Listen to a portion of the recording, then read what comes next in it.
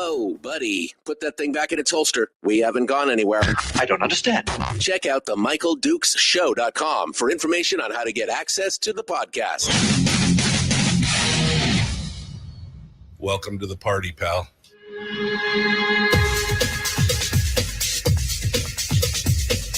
The Michael Dukes Show. The greed and the entitlement is astounding to me.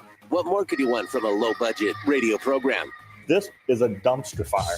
That was just BS. It is time to get a new perspective.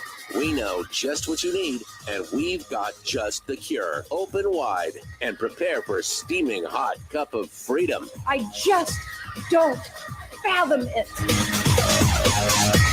The Michael Dukes Show, streaming live across the world. Live around the world on the internet at MichaelDukesShow.com and across the state of Alaska on this, your favorite radio station and or FM translator. Good morning, my friends, and welcome to the program.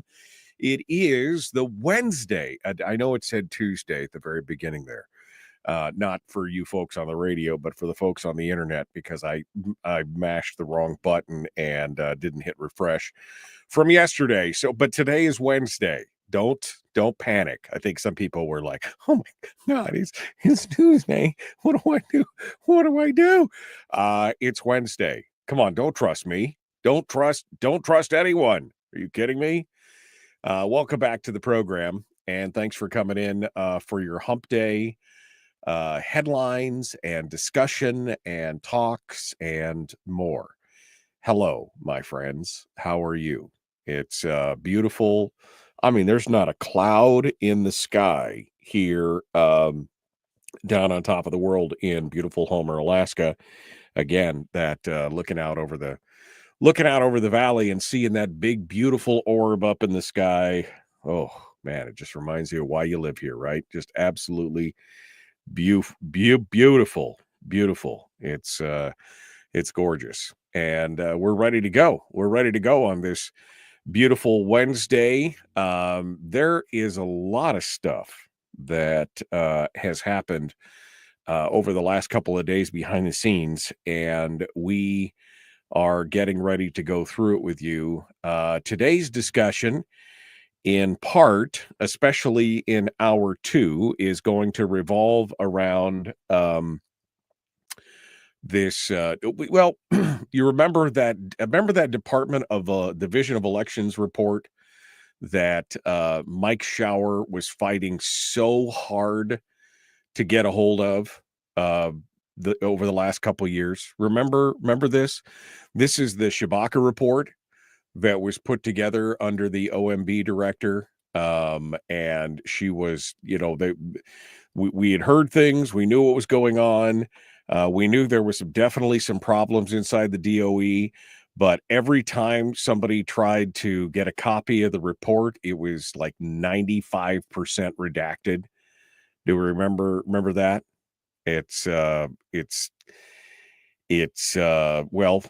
That report has finally come out in a non-redacted format. And Ben Carpenter, former representative from Nikiski, got a copy of it, and he's had a chance to peel through it. I just got a copy of it late last night and has started going through it this morning. I am not done with it yet, but there are there's a lot of stuff here. So we're going to get some analysis on this from Ben Carpenter, who has had a chance to go through it. Although I will talk a little bit about some of the reasons. This report is 5 years old. Okay. It originally came out in July of 2020. And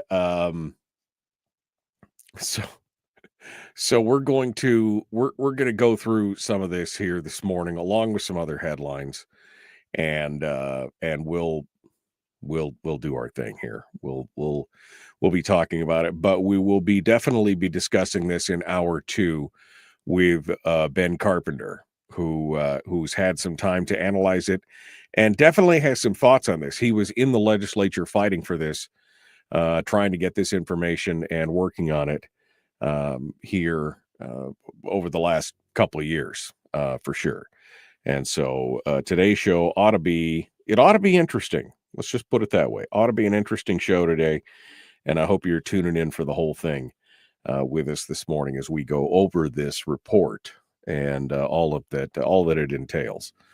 So we'll see what comes out of that. I've got the reports here, and we'll be going through them here a bit this morning. But first things first, I would like to say a very happy birthday to my dad. Today's my dad's birthday, and he is 42. No. All right, he's twice that. Today is my dad's birthday, and he's 84 today. So I want to say happy birthday, Dad. Love you. He's in the chat room almost every morning.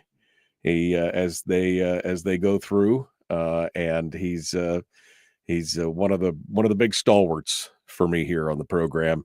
It's always great to see him pop up in the chat room every morning and to say hi. Usually it's always good morning. He always tells me good morning as we go through. And so it's a big day today for my dad. He deserves a donut and a cake and maybe some ice cream.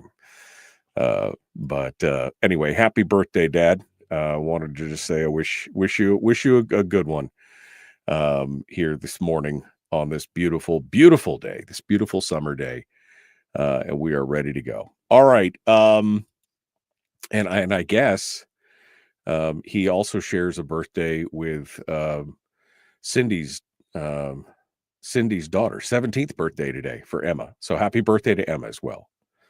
So there you go. Everybody's got a good birthday today. Everybody's gets a good birthday on today. Okay. All right. Well, what are some of the headlines that we're going to talk about here in hour one? There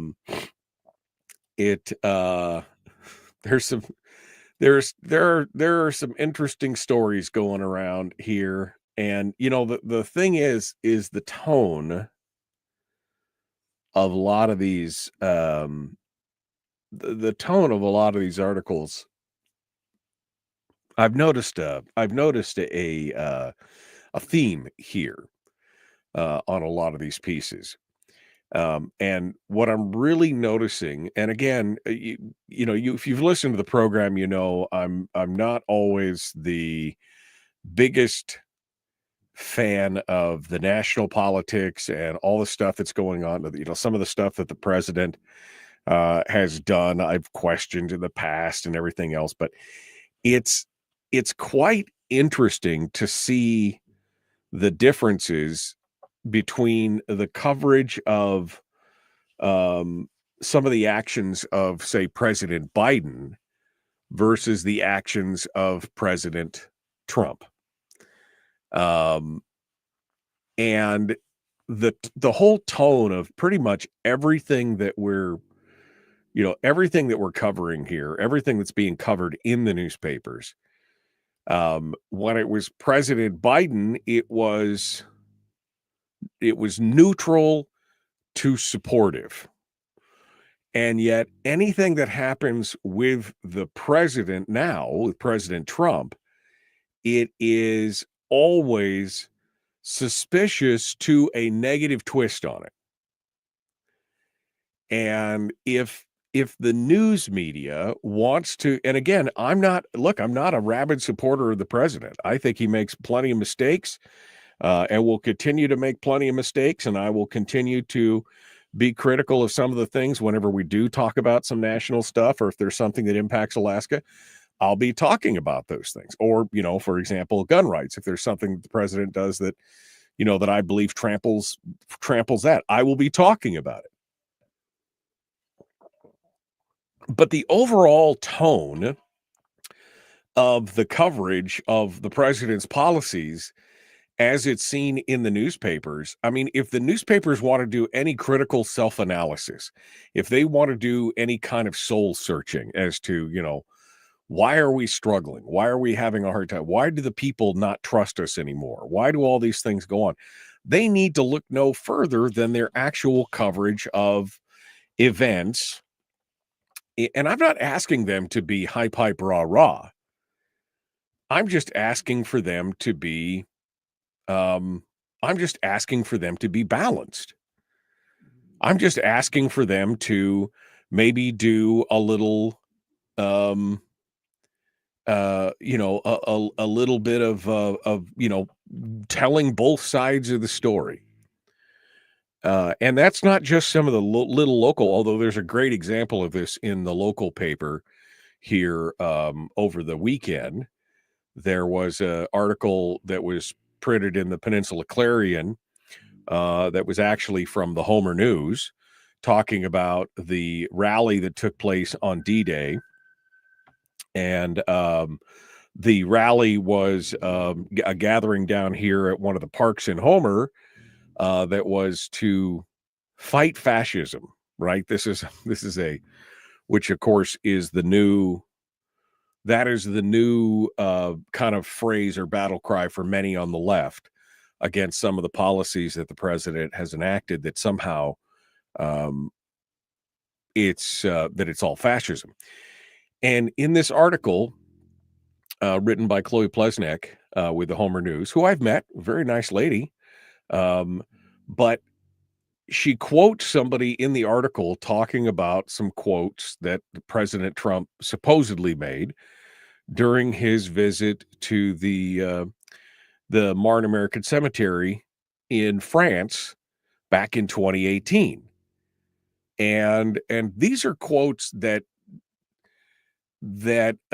came up during the election that were disputed and debunked. Some of these quotes about, how he said, "Why would I go to a cemetery? They're filled with losers," and things like that. But there's no counterpoint. She quotes the stuff in the news with no counterpoint for saying, others have said that never happened, or whatever the counterpoint or the debunking was on this. And that's a little thing, and it's a little small town paper, but it got picked up again. The Peninsula Clarion's, but it's just a prime example. The same kind of tone is running through all of the news media reporting in almost every paper in Alaska. They come back, and it always comes back somewhere to to somewhere in the article about how it's basically Trump's the core of the problem is Trump's policies or something. And look, I know that there's probably some that there's inherent bias in everything that everyone does at one point or another, but there should be at least an attempt to try and be as balanced as possible in all of these discussions. And that just hit me this morning as I was going through all the different news stories from all the different news outlets from around the state, that there was a lot of stories that related back to the president. And I went back and I just looked at some of the headlines from a year ago, and anything that was being mentioned about, federal policies or things like that, they were very, like I said, they were neutral to kind of supportive of what President Biden was doing, even though apparently President Biden wasn't really in charge back then. But today, again, it goes the other way. And again, I just am saying, if these guys are going to do any soul searching as to why they're struggling to be relevant in today's in today's society or information gathering, in the news media, that maybe they should try and find that middle ground. I'm not a supporter of either one of the candidates. They both, there's been problems all over the place.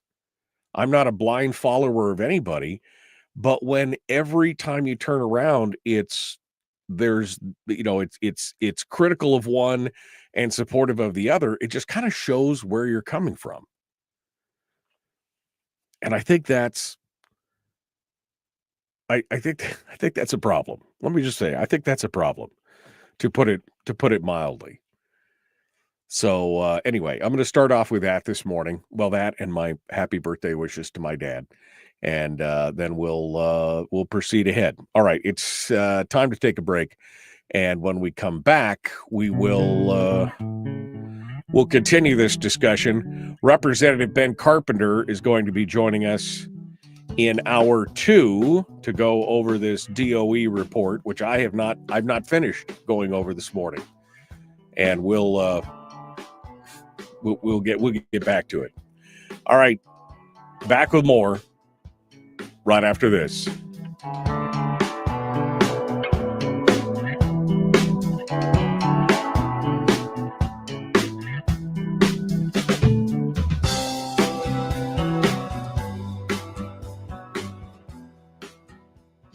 If you missed the show, you can listen to it on your time with Dukes On Demand. Oh, and it's free. Like America used to be. Streaming live every weekday morning on Facebook Live and MichaelDukesShow.com. Okay. All right.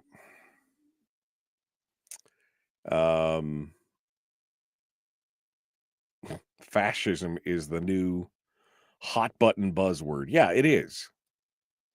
That's definitely part of the problem here, is that they are definitely part of they're part of the main issue here for sure, is that this recapturing of the language, and somehow that is that's the answer to their, it's fascism. I don't think that, I keep using that word. I don't think it means what you think it means. It was Kevin McCabe's birthday yesterday. Well, happy birthday, Kevin. All right.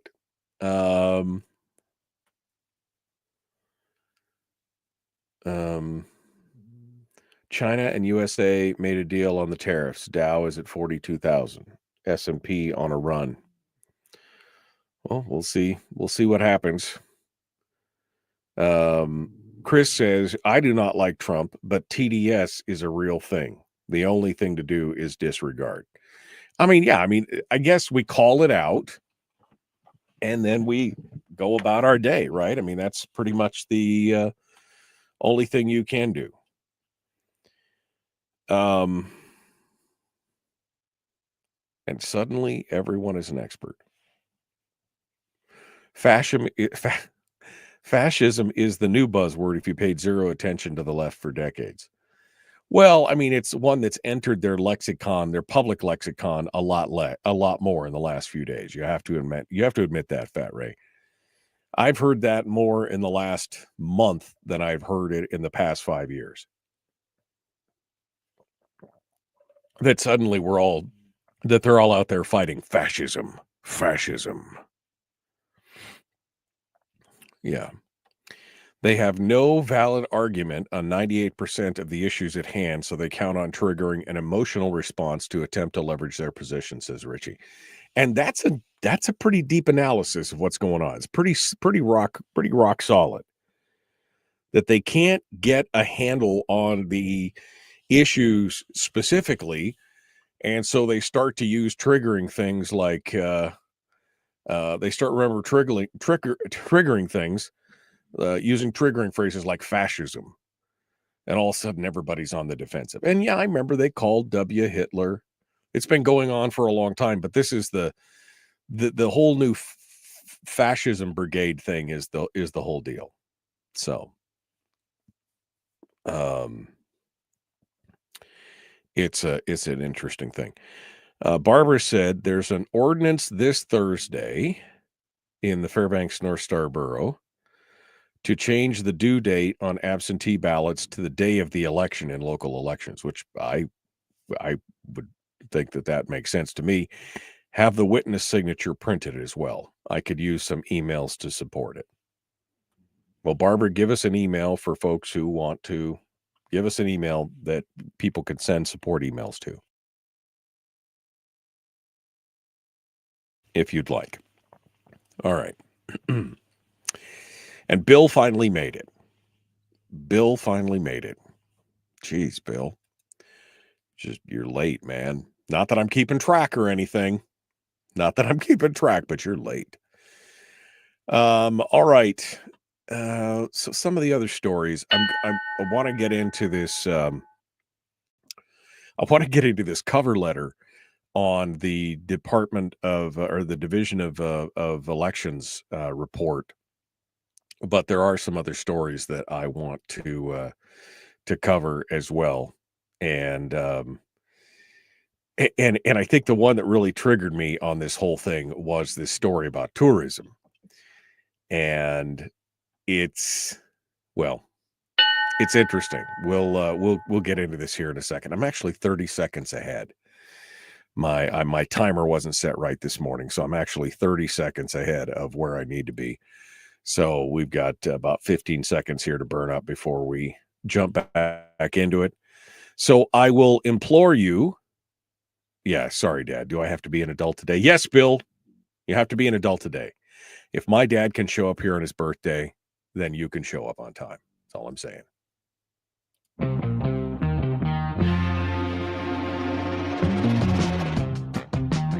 The Michael Duke Show. Seriously humorous with a pinch of intellect. Sorry. That is humorous. Here's Michael Dukes. Okay. I was just saying to the chat room before I implored them to like and share, which I never got around to, but then I want to talk about this DOE report that Ben Carpenter and I are going to do a deep dive into. Now, Ben's had it in his hands for a few days and has been analyzing it. I have just got it late last night, this morning, and I'm going to peel through a little bit of it. I'm going to basically go over the cover letter because the cover letter, I've got questions. I've got questions about this. We'll get into it. We'll get into that here in the next segment.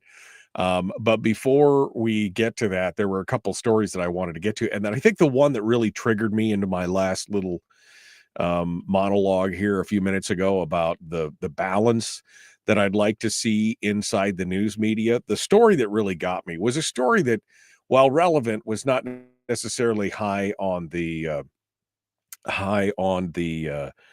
probably most of your meters as far as catching your attention. And it was a story in the ADN from Alex DeMarban and Sean McGuire. And it says, mixed bag. Some Alaskan tourist operators see signs of a slowdown as economic concerns and Trump policies take a bite. Now, I don't remember. Well, I don't remember ever seeing the kind of the same, again, this is that connecting everything back, somehow connecting everything here back to the president, right? It's somehow the president's fault. But the whole tone of the article basically has to do with President Donald Trump's aggressive posture towards other countries, including Canadians. And the story goes on to say that it appears that the season seems a little off, is the word that the phrase that they use. A little off after years of strong growth in the industry. Now, interestingly enough, that's about the only time that they really mentioned the strong growth that the industry has been on a growth spurt since COVID, and has been doing really, really well. No pontificating on whether or not this is just kind of a leveling off of where we were after the stagnant year of COVID or anything else, but that it must somehow have to do with, quote, Trump's administration's confrontational approach to international relations, unquote. And I think this is the story that triggered me on this whole thing this morning. But I mean, there's 3 or 4 stories that you could see just on the front page of the ADN that basically all through implication or outright saying it like this one does, seem to say that this must be the president's fault. According to some operators, some international travelers have canceled their trips to Alaska this summer, frustrated by President Donald Trump's aggressive posture towards other countries, including Canadians angered by his threat to annex their country.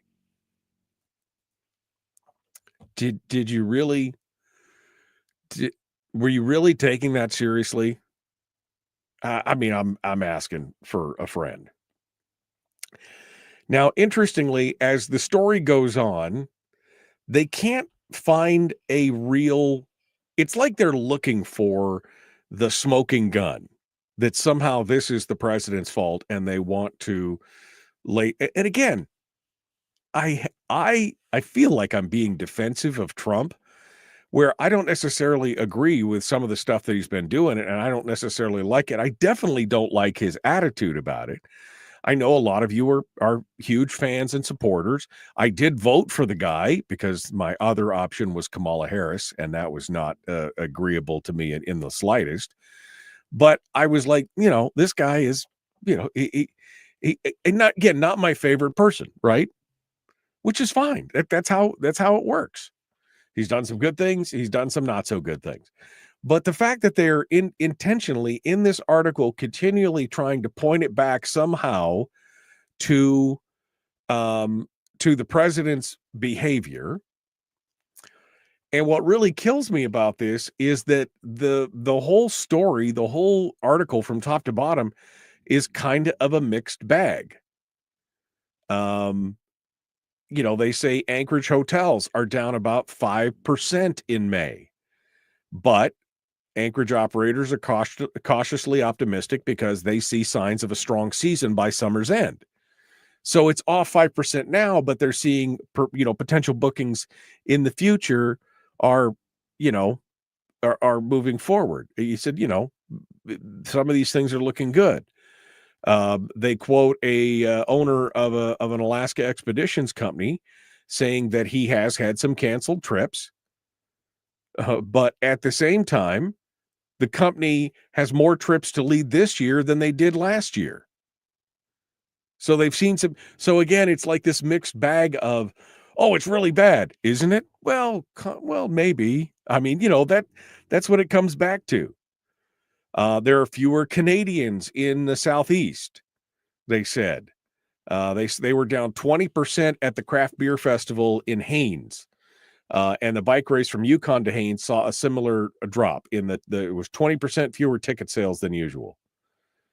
But is that because of the contention between Trudeau and Trump? Maybe. Is it going to last? Probably not. Now, the big through line on this whole story is that cruise ships are at 100% capacity. They are 100% full. That while who's one of the owners of a economic analysis firm in the region down in Juneau said that there was uncertainty facing the industry at the start of the summer, but in the end, early indicators suggest that they'll have another strong summer season. It's this whole thing just seems like, again, it's a way to try and peel back the onion and to say, or to cast blame, I guess I should say, not peel back the onion, but to pass blame. They quote the owner of one of the owners of Major Marine in Seward and said, he said, I think people feel like it's slower, but the data tells a different story for his company and the other 2 hotels. He said they're doing well. Maybe it feels slower, but they're doing well. And then they go all the way to Talkeetna to talk about how Talkeetna, it seems pretty slow in Talkeetna, but it really is not that far off. And then they finish up back in Anchorage with the chief experience officer at the Anchorage Trolley Tours. They're the little red trolley tour buses that take, go around town to give people the tours. And he said the buses, the trolleys aren't quite as full this year as they have been, but he still expects sales to be in the top 10 years of their 30 years of operations based on what he's seeing right now. So again, it seems like they're trying to hunt up something that is and cast blame on something. This is what stood out to me this morning. Of all the stories that were out there, this story, which I've been giving you the briefest thumbnail on, and you should probably go read it over at the ADN for yourself. Don't take my word for. I mean, my God, I said it was Tuesday this morning on my start screen for the show, so don't take my word for anything this morning. But go out and read it for yourself, and you can tell me. Then you can send me an email and say, "I think you're out of line, Dukes. I think they were just doing their job." Or you can tell me that I'm brilliant and I have done the analysis, and it's a shame. It's a shame, I tell you, that these guys don't, they don't dig a little deeper on some of these stories or find more of a balance or whatever it is that I'm looking for here. The permanent fund, we talked about it yesterday, again, hitting a high of $83.5 billion. And it's, they're touting it. It's in the paper. Again, no deeper analysis, this time again by Sean McGuire. No deeper analysis about them, whether or not they've hit their goals or hit their metrics or hit their earnings points that they have that they put out there, and no discussion on the rate of return compared to something like the Harvard Fund that we discussed, or even the S&P 500. I'm really surprised that Brad's analysis doesn't get some deeper traction with some of these other folks out there, because he's a known entity. Brad is a known, mover and shaker out there in the political world. Why aren't more people coming about to this and taking a look at this? I mean, if these folks were so anxious to get their, because remember, the push there for a short bit of time, was that they needed to get the permanent fund to $100 million so that they could sustain government over everything else, right? Remember that? Because if they had $100 million, then they could get their multi-billion dollar, they could keep government spending going. And now they've just stopped talking about that. Even though if we changed the management of the fund and we changed it so that it was pegged to the markets instead of, all this fancy investment and, spending $1 billion a year in management fees and all this other kind of stuff to eke us out a 4% return. Instead, we could be getting that 9% return or whatever it is that the Harvard people did, or the S&P's return. I mean, again, Brad's numbers show that the fund could be at $113 billion right now if we just pegged it to the markets. But no discussion on that. I guess the whole day today, I guess my whole point on everything today is going to kind of go back to, I really wish that there was some deeper analysis and more, I guess, is it investigative journalism? I mean, I don't know if it's really investigative if you're just asking them to dig a little deeper onto both sides of the issue, right? All these things end up feeling like they're a fluff piece. All these things end up feeling like they're basically re-quoting or paraphrasing a press release from some of these different organizations. If you get a press release from one entity that touts their accomplishments, then you would think as a journalist, and I'm not a journalist, nor do I play one on TV, but as a journalist, you'd rewrite that press release, have, the analysis of it, and then you'd get some of the people who are maybe not fans of that organization to then get their counterpoints in. You'd think you'd do that, right? point, counterpoint. But it just doesn't happen. And it's frustrating. It's frustrating to watch. Especially since, I don't have the reach of the ADN on this program. And just, I've been around for a while, but not everybody listens to me. And so they're not going to catch Brad's analysis of what's happening there and how that fund could be a lot bigger than it was. But anyway, there you go. Okay. We're going to continue here in a minute. Don't go anywhere. The Michael Duke Show. Common sense, liberty-based, free-thinking radio. Up next, we're going to crack open the cover letter on this this newly released report. It's only 5 years old, okay? It's only 5 years old, but they just finally released it. The official release date was 2 days ago. Well, and yesterday. Let's go. The Michael Duke Show, common sense, liberty-based, free-thinking radio.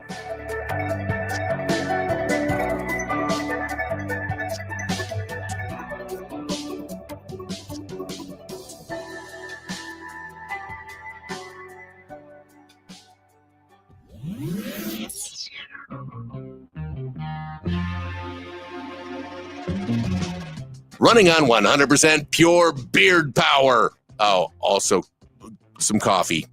We dip our beard in coffee. Nice beard. The Michael Duke Show.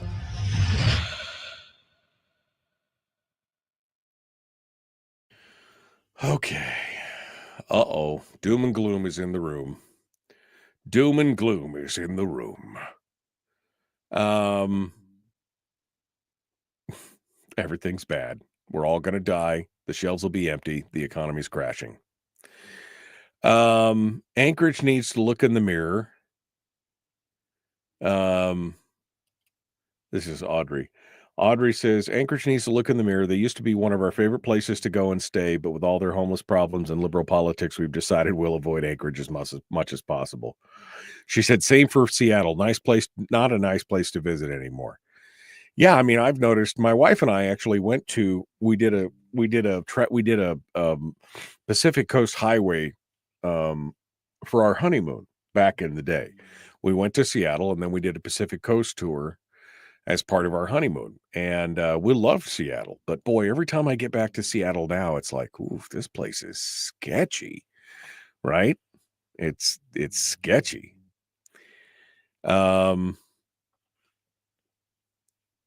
Anthony said, honestly, the Trump narrative keeps getting pushed because it still works. Most of the blue-haired leftist extremists will still stand up, will still bring up January 6th, random statements he made, Russian collusion, as if it's fact, despite being disproven multiple times over the last 8 years, because they legitimately believe it, because they're deranged degenerates incapable of critical thinking. I don't think they're deranged just degenerates, but I think that their critical thought processes are definitely hampered. Again, that article about the rally in Homer, the guy is talking about, President Trump lacks respect for veterans and their sacrifices. And he goes on to quote two different quotes, which were debunked. I don't know, last 2 years ago, they were debunked. I've seen several different debunkings, I guess is what I should say, of these so-called quotes about his disrespect for veterans. And so, yeah, I just think that they believe it because it's convenient, because it doesn't create any cognitive biases or not cognitive biases, but doesn't create any cognitive dissonance in their mind. Brad has terrible takes, says Chris.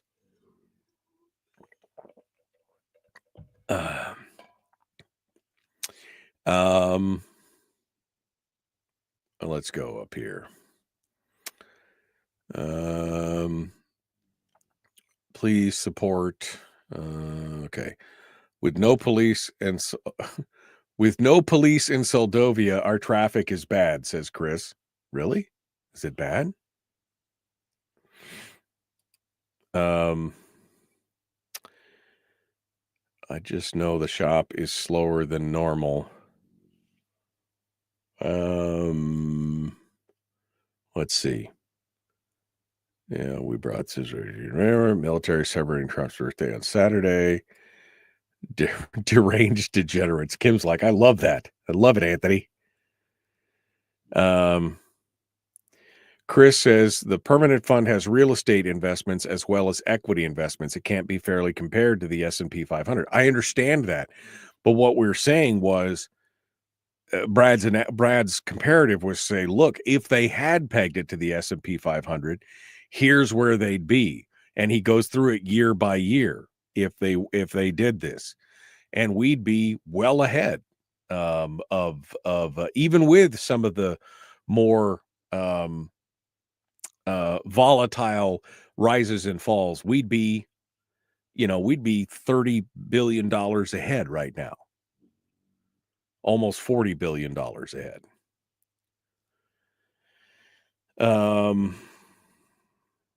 Chris says we do avoid Seattle like the plague. I mean, it's kind of spooky as you go through there.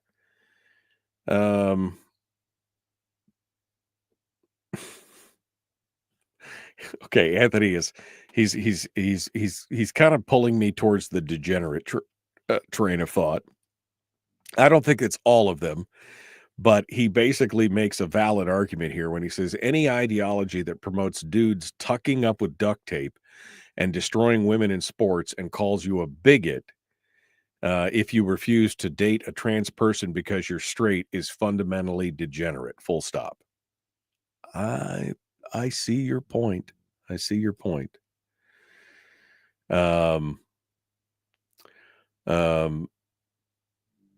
Jeffrey says it has been a cold spring, so a lot of the outdoor adventures are down in the park, most say. Well, yeah. That's expected with with weather. If it's weather dependent and everything else, I think you're going to see some of that. But some of this is more longer term. I mean, a lot of these people are booking their trip out months, if not a year in advance. So I don't know. Was it something specific, or that means these trips would have been booked while Biden was still in office? Is it fair to blame it all on the president? I don't know.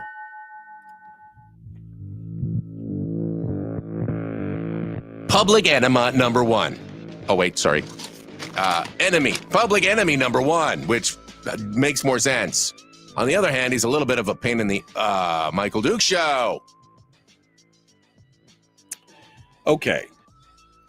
Here we are, ready to dive in to talk about all the good things that are fit to print here in this final segment of hour one this morning.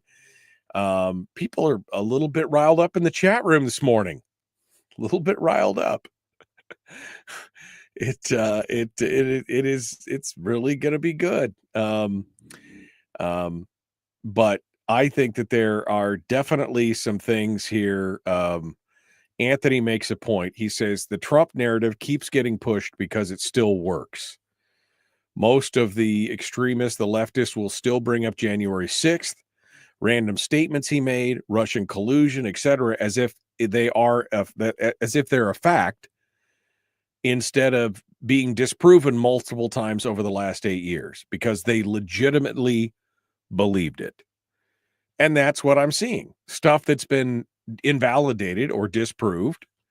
I mean, look, the president says plenty of crazy stuff all on his own. You don't have to look too far to see that he did say some crazy stuff that probably is out there irritating some people. But some of the things that he didn't say that's been debunked, they treat it as if it's still gospel.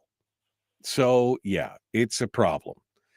You know what I find interesting is all the people who will point to January 6th as a violent insurrection, yet at the same time, everything that's going on in Los Angeles is just peaceful protests. That's the dichotomous thinking there that I'm like, what? I mean, if one is one, then the other must be one as well. If that's the case, right? I mean, if you've seen the videos of the half a dozen LA cars, police cruisers that were basically stopped under the overpass because they all got smashed with rocks, and the troopers, the in their gear were getting pieces of concrete dropped on them from an overpass.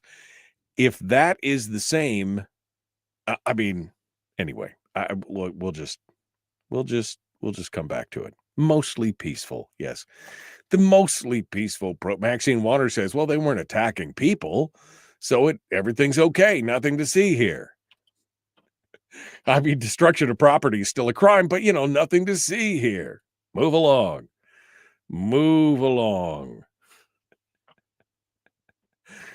All right. So let's go over to this elections report.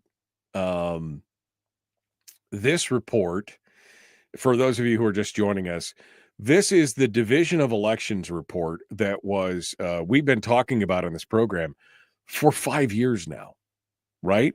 This is the report that was put in and put together by then Commissioner of the Department of Administration, the OMB Director, Kelly Tshibaka. We'd heard about this report, and we'd heard some of the findings of this report unofficially 5 years ago. And legislators have been trying to get a copy of it ever since. And the only copy that we saw was one that was done a couple of years ago that was like 95% redacted. Black lines everywhere, right? So the report is finally out, and it is the final report. The actual report itself is marked as DOE final report. I'm looking at the title. DOE final report, June 2025 610, June 25th of 610. So yesterday is what they're saying is the final report. The cover letter comes from the day before yesterday from Guy Bell, who's the public records officer for the office of the governor. And boy, there's some interesting things in this letter. Let's just start off here. Here's what the letter said.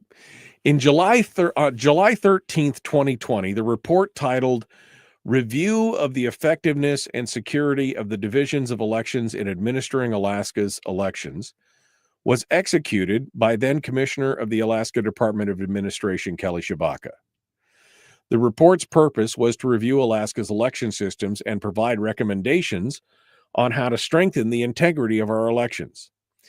The analysis, quote, found that the DOE adequately complies with state and federal election laws, unquote. That's what the overall analysis found. Since the report's completion, the state has released a redacted version of the report.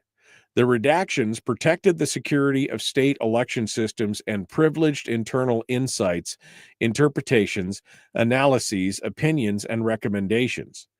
The redaction safeguarded critical election infrastructure from potential attack and exploitation. Further, they were consistent with the goals of ensuring high-quality decision-making by promoting open discussion among government officials. I have got so much commentary on that paragraph alone. Who do you work for and who do you represent?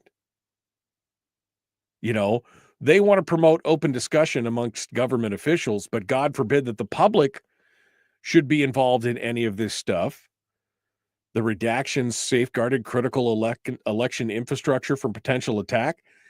You could have produced a report that didn't have the details. You could have basically highlighted the flaws and said, here's what we're dealing, in a 10,000 foot view. You didn't have to get down into the weeds on it. Oh, I'm so agitated by this attitude. In the past 5 years, the Division of Elections has taken significant steps to address security and operational issues within the scope of its statutory authority, and key state systems and processes have undergone substantive changes to mitigate security concerns. Accordingly, a comprehensive review of the redactions took place this spring. The review found that disclosing the redacted information would no longer raise security concerns, and that waiving the privileges now would be less likely to have the adverse effects that were previously identified. And for those reasons, because members of the public continue to request the unredacted report, an unredacted version of the report has been released. Regarding the report's 18 recommendations, 13 have been implemented. To implement 4 recommendations, Governor Dunleavy introduced election legislation, which has not yet passed the legislature. The DOE determined that 1 recommendation is impractical, and the DOE prepared the following summary of the statuses of each of the recommendations. But I just want to go back to the fact that if it was a security threat beforehand, and now it's not, 5 years, folks. This report has been 5 years undercover. And people have been asking for it for those same 5 years. You could have rewritten or paraphrased the entire report, taking out anything that specifically would have been a security threat, and given people the broad strokes of it for 5 years. I want to know who was in charge of this redaction. Now, we don't have time to go through the 18 recommendations, but it is, let's just say, this is going to be an interesting discussion. And since we have Ben Carpenter coming up in the next hour to go over this, and Ben himself was one of the folks that I know that was asking for this report and has been watching this, let's talk about this. We'll see. We'll see what goes on. All right, we got to go. The Michael Duke Show, common sense, liberty-based, free-thinking radio. We continue right after this on your home for Common Sense Radio. Back with more and Ben Carpenter in just a bit.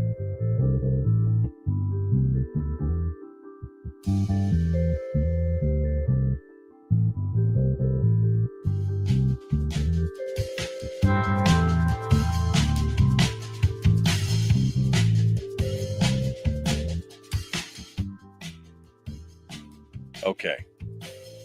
Anthony said, because I redacted certain parts of...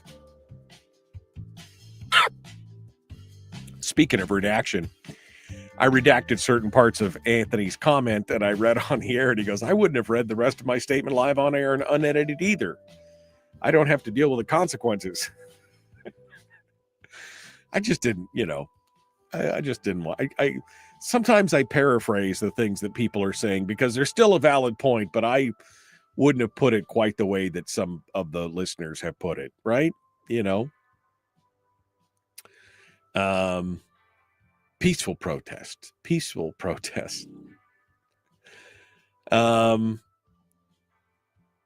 For a Friday discussion, says Ron, they were throwing assault rocks and assault concrete. Maybe we should ban all assault rocks. Maybe.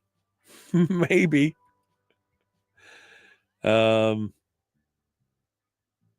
black rocks. That's what they are. They were all black rocks. Evil black rocks. EBR. Going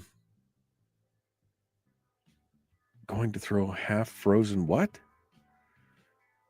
All right.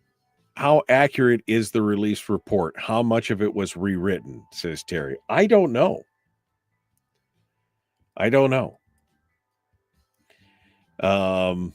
But I do have a copy of the report, all 39 pages of it. And it's interesting. So I guess I could, you know what? I can post these to my Facebook page.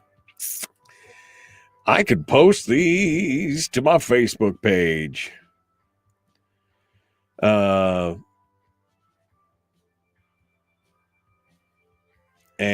I'm sorry, I'm just looking at a message somebody just sent me.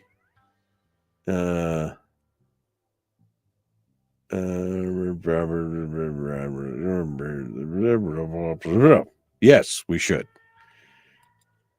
Yes. There we go. Let me go to my Facebook page and I will post both the cover letter. Let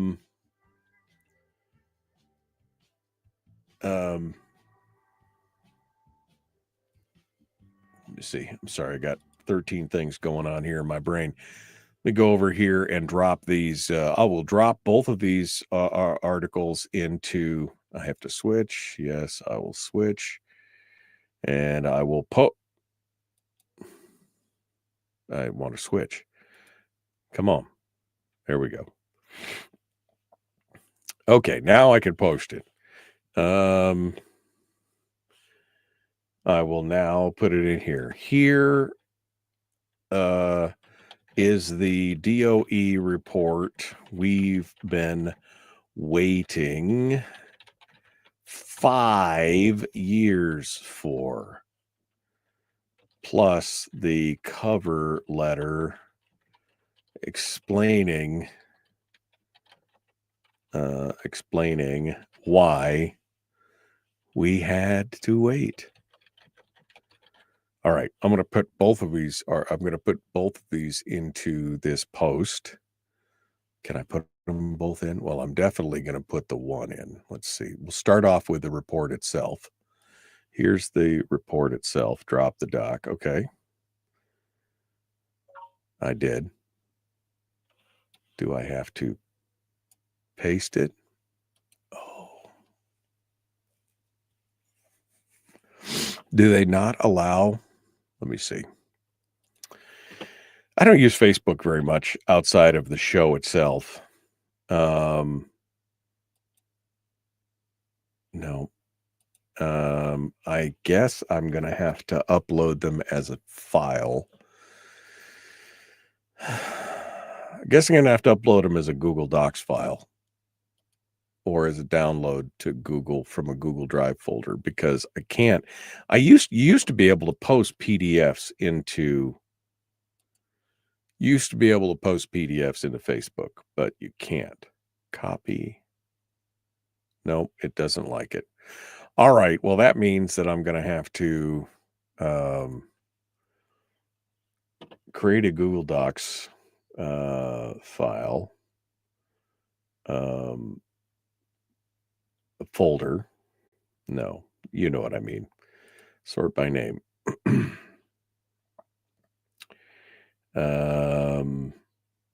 Public. Here we go. Okay. So now I'm going to put these two files in this file folder here, and I will post both the links up and put the DOE final report. And now I'll get the share, and I'm going to share to anybody that has the link. It's not restricted. Anyone with link can view it, and I'll copy it, and now I'll paste it. How about that? Okay. Whew. Man. Okay. Post. All right. I've now posted at least the final report without the cover page onto the deal. So you can go to my website and you can check it out there. How about that? And I see Ben Carpenter. I see Ben Carpenter is now in the chat room or in the green room. And just mail it out. There's only 30 of us here on Facebook. Everybody just send me your email and I'll mail it out to everybody. There's actually 60 something of you between Rumble and Facebook, YouTube. There's a bunch of you out there. All right. I see Ben Carpenter is in the green room and hopefully he can hear me. You can hear me, right, Ben? Yes. Ben says he can hear me. Okay. We're about to rejoin. Here we go. The Michael Duke Show. Common Sense Radio. Let's do this.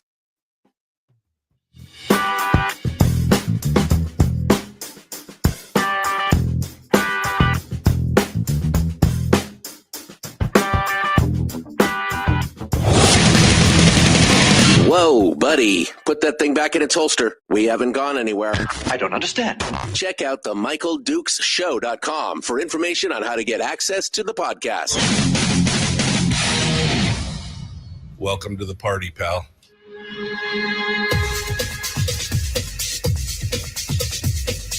The Michael Dukes Show. The greed and the entitlement is astounding to me.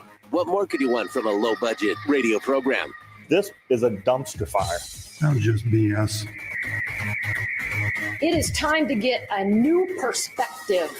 We know just what you need, and we've got just the cure. Open wide and prepare for a steaming hot cup of freedom. I just don't fathom it. The Michael Dukes Show, streaming live across the world. Live around the world on the internet at MichaelDukesShow.com and across the great state of Alaska on this, your favorite radio station and or FM translator. Good morning, my friends, and welcome back to the program. It is hour 2 of the big radio show for Hump Day. Oh, middle of the week downhill slide. I have to start off the show again this hour by saying happy birthday to my dad, who said good morning to me this morning and hasn't said another word since. I don't know if he didn't want people to know it's his birthday or not, but it's his birthday. He's awesome. He's been awesome for 84 years. So happy birthday, Dad. I love you.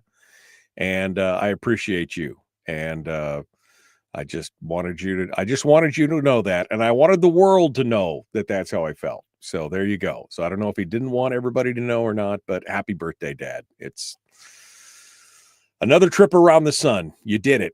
All right. Now, hour 2, Ben Carpenter is our guest. He is, of course, former representative down here in the peninsula. He now hosts the Must Read, the Alaska show, the Must Read podcast. That's what it is. And we're going to talk with him this morning about this report. I'm going to pull the report up here right there. I wanted to actually have the report on hand for us while we were doing this. Ben Carpenter joins us this morning to discuss the new DOE report, which, again, 5 years in the making. That's how long this thing's been going on. Ben Carpenter joins us this morning to discuss it. Hello, Ben. How you doing? Good morning, Michael. I could hear you fine. Can you hear me fine? I can hear you fine. You sound good. You sound good, my friend. We're ready to go. Very good. All right. Well, Ben, I don't know if you were listening to my analysis. We've got both the report, but this letter that came out from the divisions of the Public Records Office, from Guy Bell at the Public Records Office. This letter irritated me more than almost anything else because it's like again, this report has been out since July of 2020. And you, Shower, other legislators, members of the public, we've all been trying to get this report for those last 5 years. And essentially, this letter from the Public Records Office tells us, well, they're doing it to save ourselves, and so that government officials could have open discussions about it behind the scenes, which that to me is so infuriating. I mean, this is a government of the people, by the people, for the people. And yet we've got elected officials and bureaucrats who are basically deciding we didn't need to know that so that the government people could have conversations behind the scenes on how to fix the things. So before we get into the report, what's your take, I guess, on my take of this memorandum that came along with this report to begin with? Well, Michael, I think, well, let's just say that as a legislator, I had concerns about transparency when the initial report or the report was first made public and it was redacted. And after I left the legislature, a group of concerned citizens got together and formed a group called Alaskans for Transparent Government. Our first purpose was to try to get access to this unredacted version of the document. There are other Alaskans that were pushing for that as well.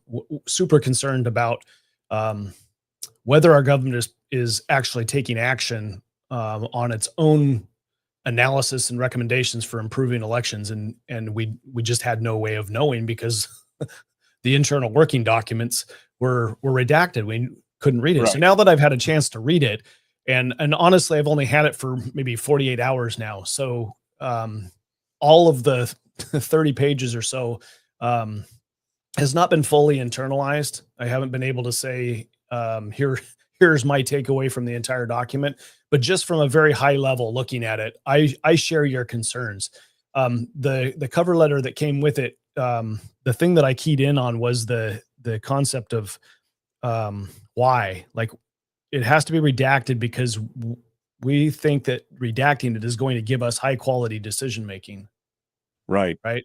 So you're Right. you're literally saying the internal deliberations, and they highlight it's not just the deliberations, but it's insights, interpretations, analysis, opinion, recommendations. Right? This is all stuff that we pay people to do. These are public servants. We pay them to do this. And the only way that you're going to get high quality thinking is if you do it in a non-transparent way.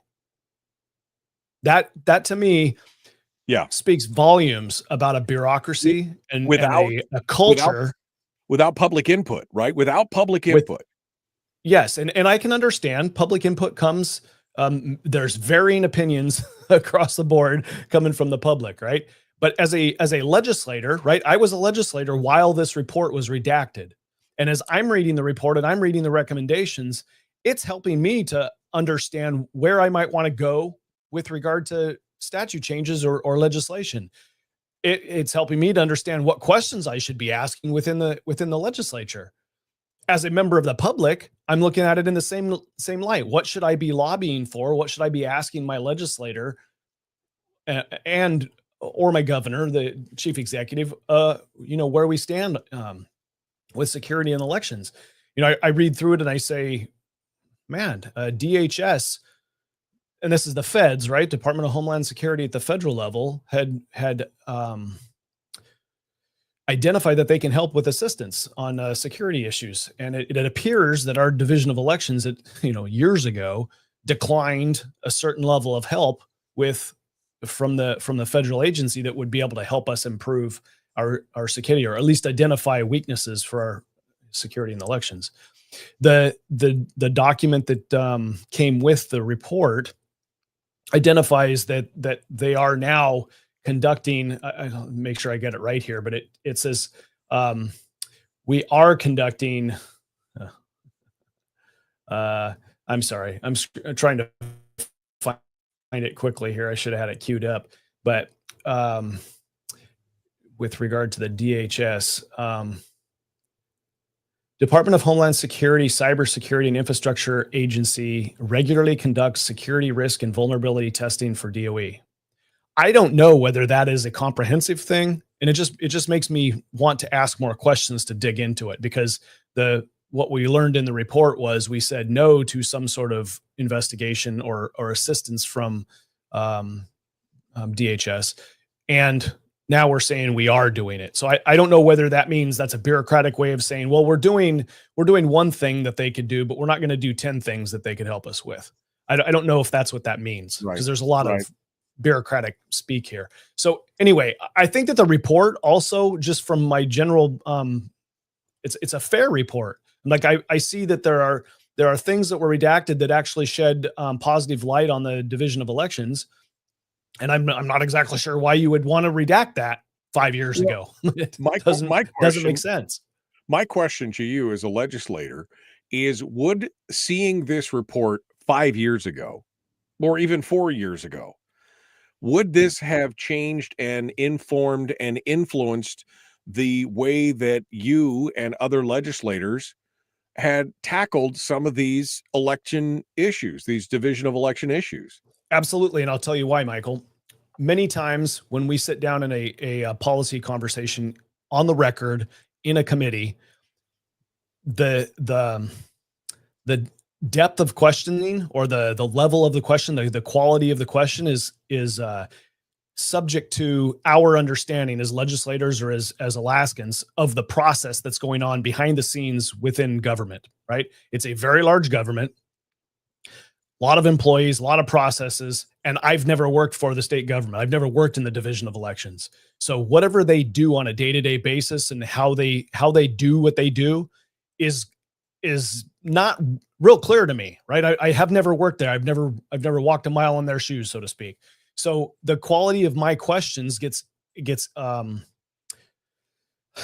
colored. It's shaped by information that comes to me. So if that information is coming from lobbyists or it's coming from reports, people that are saying, "Hey, I witnessed something at the polling place, and I have questions, and it appears that there was fraud and whatever." So whatever information is coming to me is shaping my questions. Here is what appears to be a quality analysis of our own government, of our election division of election process in a comprehensive manner. That if I was to read this, or if I was to get this information in committee, you think about it as this is coming to me now or then on a written piece of paper that I can read. And if that information had been given to me verbally in a committee, then I would have been able to respond in a conversation with a question that says, well, I'm not sure I completely understand that, or, hey, have we thought about this, or does this require a statutory change? Like, that conversation was not allowed to happen because the information was withheld from the legislature, was withheld from the public. It was withheld with a mind that says, hey, we're not ready to give that information to you just yet. We're going to hold on to it. And when we're ready, we'll give it to you in the form that we think is appropriate. So absolutely, it would have helped shape the conversations that we've had over the last 5 years. Yeah, and again, this idea that somehow by opening up and letting people see this, it would have, I don't know, provided some kind of security breach or potential. But now it's okay.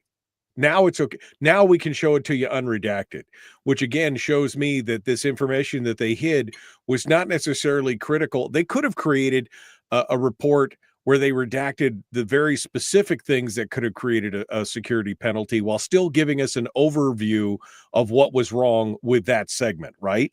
They didn't have to give you the particulars to show people, well, here's how you could exploit it, but they could say, we have a problem with this segment and we need to address it. That's what gets me. They didn't even, I mean, the report that I saw was like 95% redacted. I mean, it was pages of blank black lines and with no answers. How can we make effective decisions if we don't have the information? Well, I mean, the crux of the report would be the recommendations, right? We're going to identify all of the thinking that we did in the analysis, and then here's the 18 recommendations, and all of those were 100% redacted, right? So from a legislative point of view, if there is something that needs to be done statutorily and it's included in a recommendation, I'm not privy to it because you haven't told me about it. Like, it's not a matter of the public record. You have said that this is necessary to remain behind closed doors for whatever reason you want to claim, whether it's for security reasons or whether it's to ensure that the employees feel comfortable raising their concerns without the public breathing down their neck. That's in essence what they're saying. Right. I mean, I have questions. Yeah, no, they're basically saying we don't want the public's oversight on this. We want to have open and free discussions amongst ourselves without the public, including our elected representatives, having access to this and having a say and basically butting their heads in where we want to take care of it ourselves. And I think that is the nature of bureaucracy. Oh, I would agree with that 100%. It's, you hired me to do a job, so why don't you just trust me and let me do my job? And there's a certain amount of that, right? But the whole point of being a boss, a supervisor, an owner, the responsible party, right? That's what voters are. That's what the public is. We, the people, we're the actual responsible party. We're supposed to be asking good questions and supervising. And, if we expect something to be done, then we need to verify that it was done. That is what good supervision is. So I don't know, maybe there's a fine line here. Maybe there's a fine line. Well, at a particular time, after an employee has had a chance to think through a problem and provide their analysis, they should feel comfortable giving that to the public. Yeah. I mean, if we were talking about a period of months, Brad, I'm sorry, Ben, if we were thinking about a period of months, then maybe I could agree with that. But we're talking about 5 years of people knocking at the door and saying, we want this report. We want this report. We want this report. I know there were several listeners who had reached out.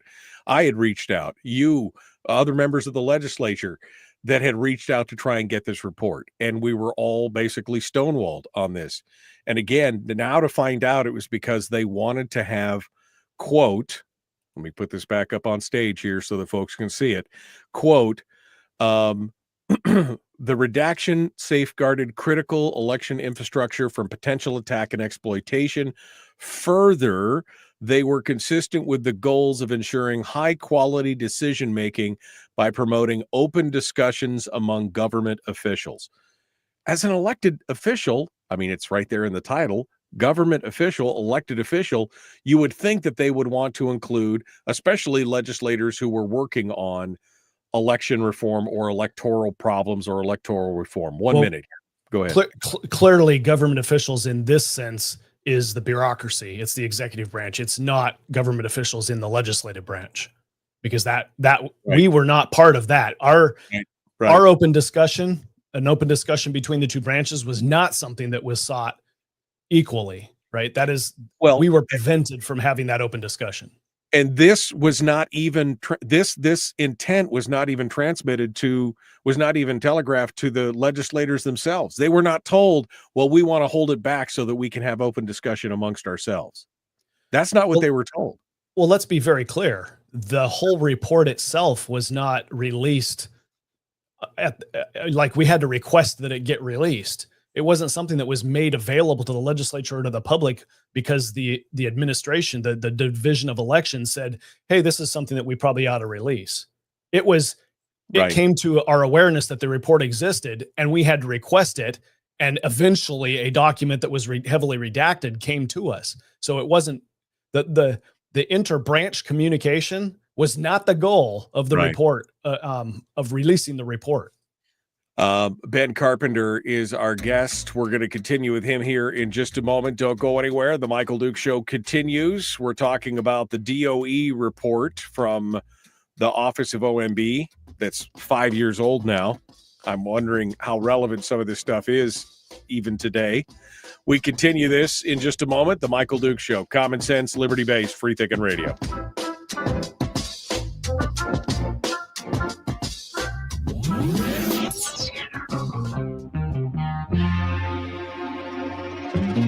Listened to by more staffers in Juneau than any other show, because their bosses told them to. And after what they just heard, oh man, they're going to be pissed. You're a bad, bad man. The Michael Duke Show.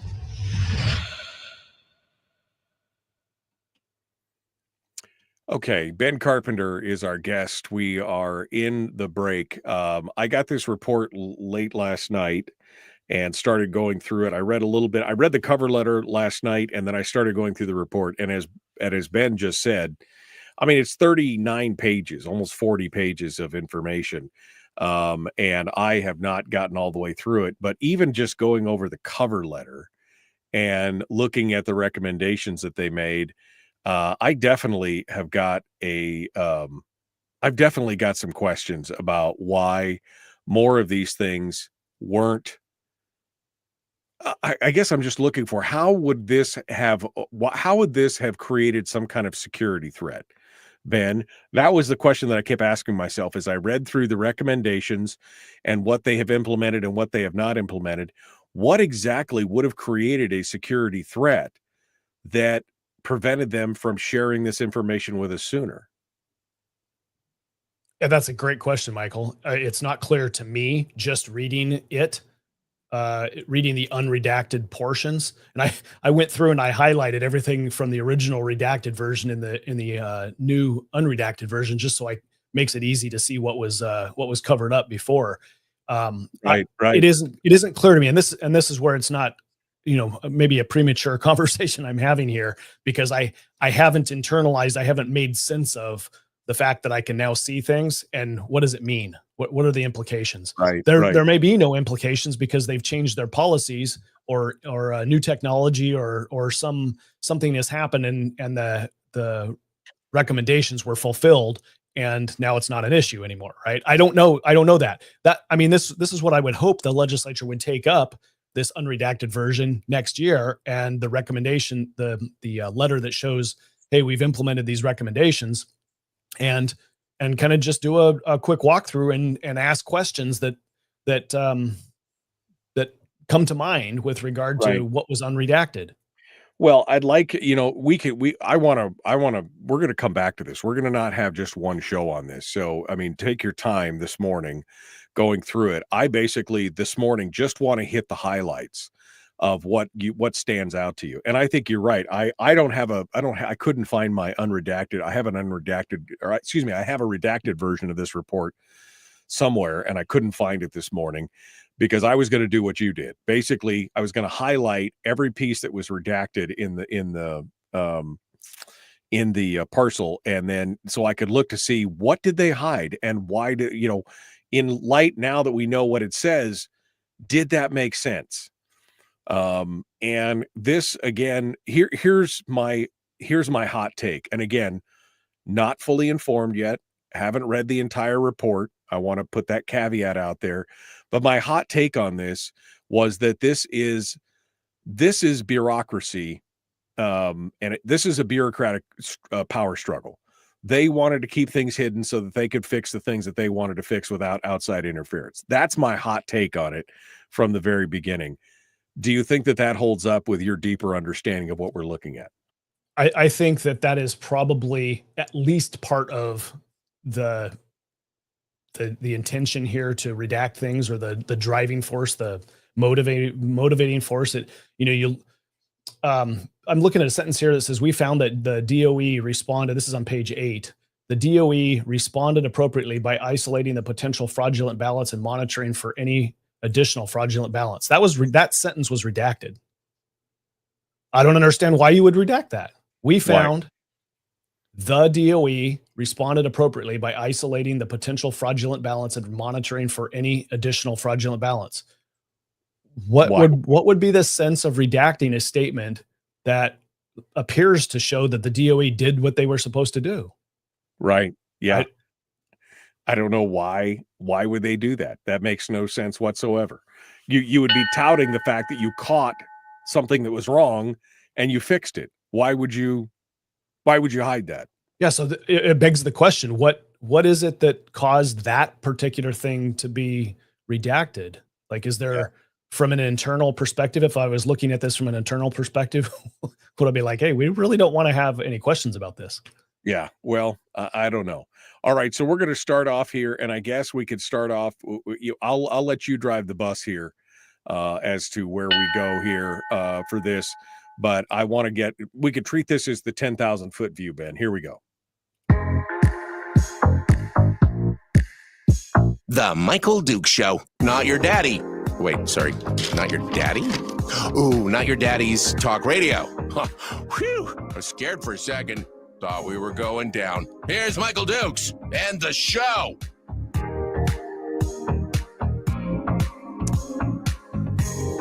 Okay.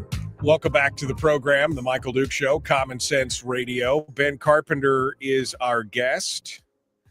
We're talking about the Department of Administration report on the Division of Elections from July. This is the Tshibaka report, as we've been calling it on the program for years. Again, came out in July of 2020. Ben, can you, I don't know if you can control that. If you click on the bottom of the stage there where it shows the report, can you send that? Can you pop that up? Can you see that at the bottom where my video is? Can you see that or not? I don't think so. Okay. All right. I'm going to pop it up on stage here for you. And can you control it? Can you control the slides? Maybe down there at the bottom. If you hover over the picture of the cover, can you control it? I don't know. I've never used this feature before, so I want to give you the opportunity to control it if you need to. I'm clicking and I don't see it. Okay. It's not moving.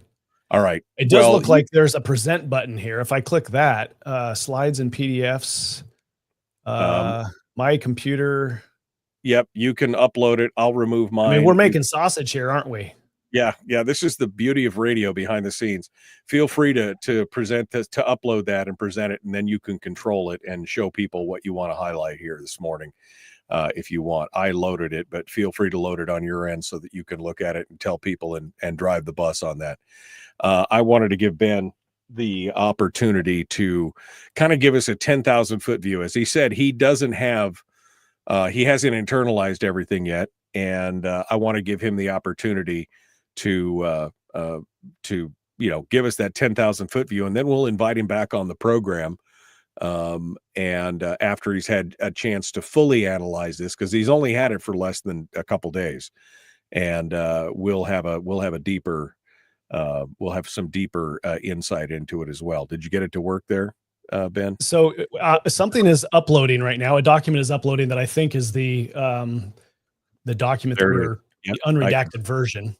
Yep. Now you just click the add it to stage button and you can control it. So there you go. I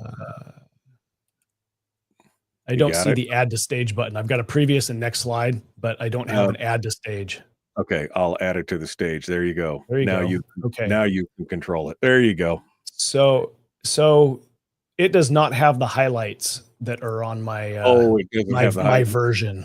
Okay. Well, that's going to be a problem for everybody else.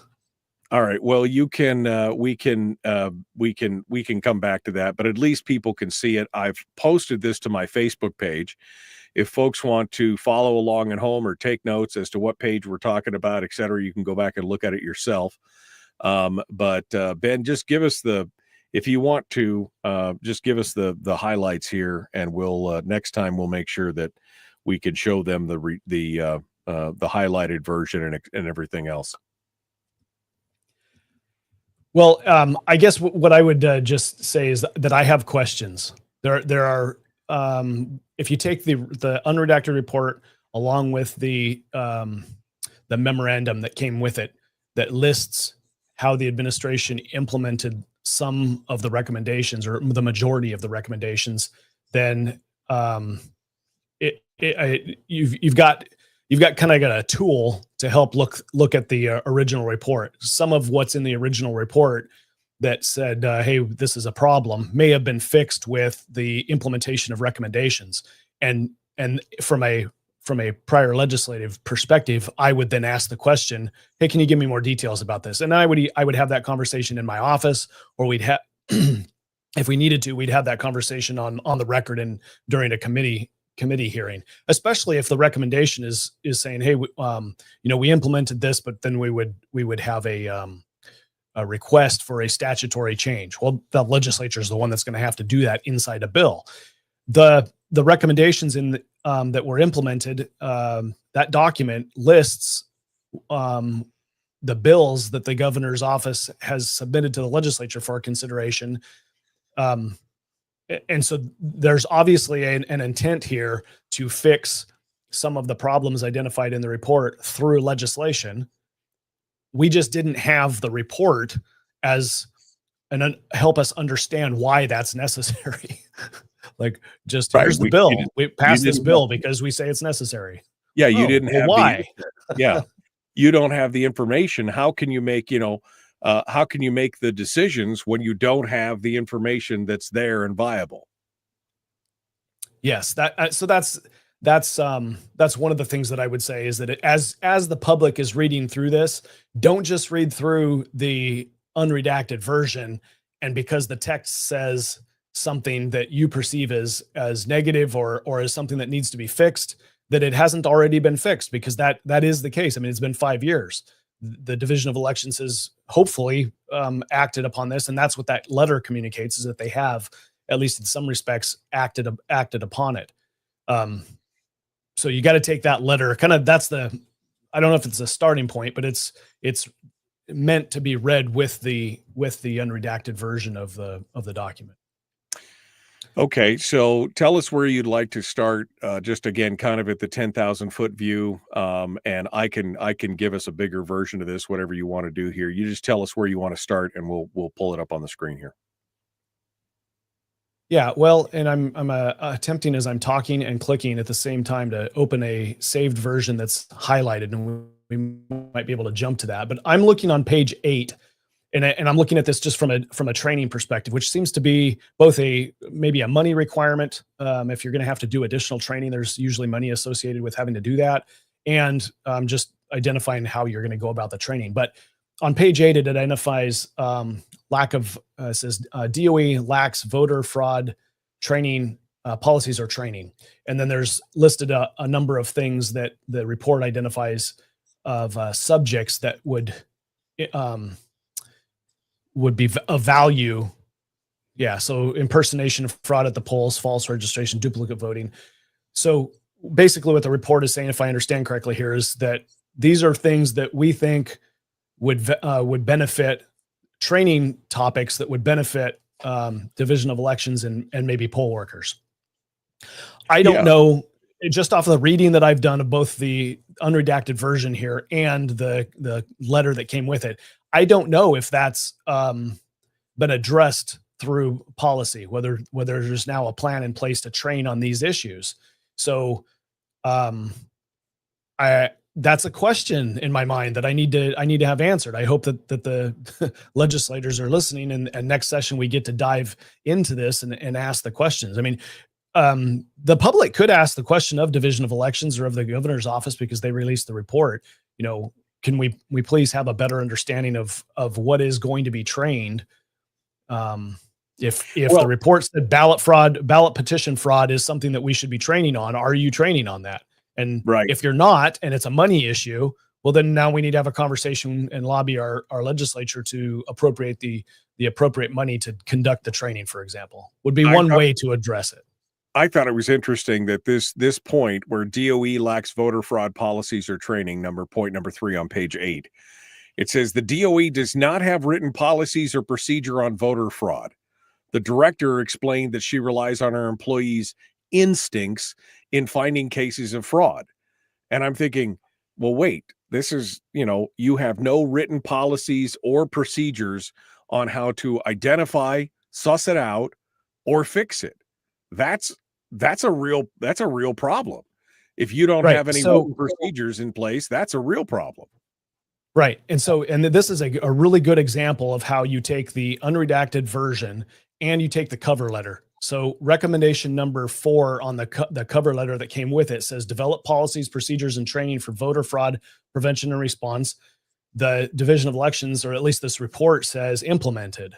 And then it says DOE trains all its employees on what to look for and what to do if they encounter something that could be indicative of voter fraud. The Alaska State Troopers and the Department of Law have presented to Division of Elections staff on the preservation of evidence when fraud is suspected. DOE refers cases of suspected fraud to law. That's the Department of Law, and closely works with AST investigators who oversee election fraud cases. So I look at that statement and I say, okay, well, that's your answer. That's your 3 bullet point talking point answer on how you consider that recommendation implemented. But I have questions about the specifics of the report that you just unredacted, right? It is specifically talking about, I'm clicking back over there myself, impersonation fraud at the polls. Okay. That's not DOE staff. That's the people who are volunteering to work at the polls would need some training on impersonation fraud. Okay. What are the best, I say best practices. What are the practices that are being successful elsewhere with regard to impersonating somebody? Is that training happening at the polling place? That isn't clear on the 3 bullets from the memorandum. And this is where, as a legislator, I would ask that question either in my office or on public record during a committee meeting. I would ask that question. You've said, here are the 3 things that you've cleared up with us, that all of your employees are trained now on what to look for if they encounter something that could be indicative of voter fraud. That's a very broad statement. That means we've done what we needed to do. You can trust us. Don't worry. We're all trained up now. Exactly. Okay. What does that mean, right? What do you mean? How Yeah. have you been trained to recognize duplicate voting? How have you been trained to figure out that somebody's impersonating somebody else at the polls? I mean, what is the training specific to that? Not just trust me, it'll all work out. Exactly. But the response says employees of the Division of Elections. This report isn't necessarily just talking about employees. It's talking about people who are volunteering, right? Duplicate voting, absentee ballot fraud, buying votes. I mean, there are things here that not just the employees of Division of Elections would maybe need to know about. And therefore, I think it requires the information that we now have available to us, because it's been unredacted, requires further explanation during the legislative process, or maybe it's a request for information from the public. How are you implementing training of impersonation fraud at the polls? Because that's not necessarily Division of Election workers. That may be volunteers. So have we changed our policies or implemented training in the last 5 years that helps people better understand if they're like the poll workers are facing impersonation fraud? Because that's where it's going to matter. It won't matter if the Division of Election employee who's not at the polls, yeah, I can recognize when somebody's impersonating, but the guys who are actually checking the ballots out, they didn't have the training. Exactly. So, all right. Ben Carpenter is our guest. We're coming up on the break. We're going to continue here in just a moment. Don't go anywhere. The Michael Duke Show continues. We're just hitting some highlights here on this report, and we're going to have Ben come back here in a couple of weeks after he has had a chance to analyze this deeper. And maybe then we'll have a side-by-side where we can take a look at this and say, look, this is what they redacted and why. Now, maybe this report all is Gucci, man. Maybe everything is great and we've fixed all the problems. But the question then remains, why was the public, and more importantly in this case, why were the elected officials cut out of the response? That's the bigger question to me. All right, we want to go. We're going to continue the Michael Duke Show, Common Sense Radio.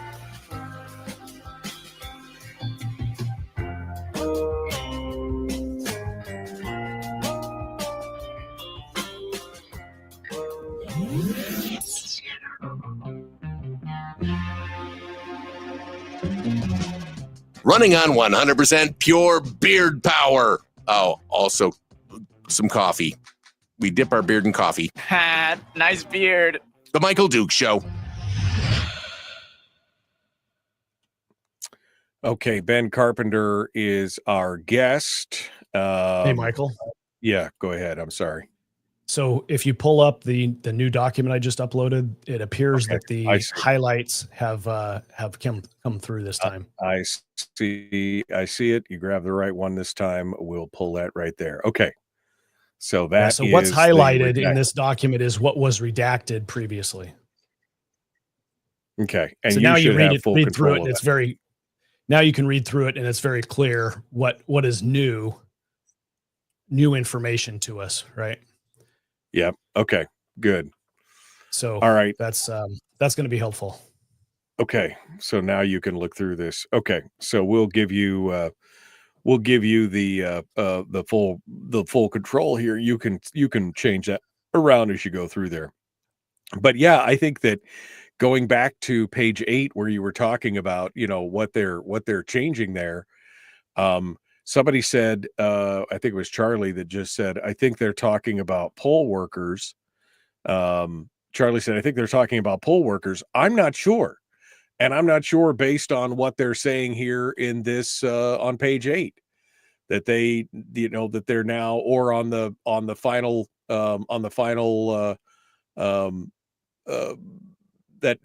addendum page that came on that said they've recruited a bench of backup elected officials.